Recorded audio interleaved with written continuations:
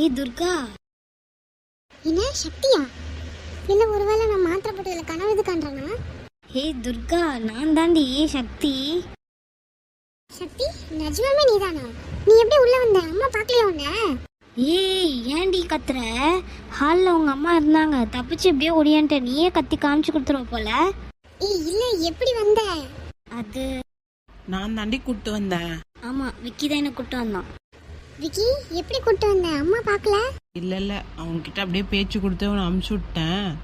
அப்புறம் பேசிட்டு இருங்க, நான் வெளில பார்த்துக்கிறேன், சரியா? விக்கி, திடீர்னு அம்மா வந்துட்டாங்கன்னா? நான் பார்த்துக்கிறேன்டி.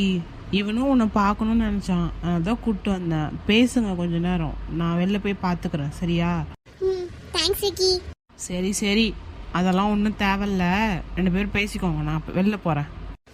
சரி. சக்தி, என்னால நம்ப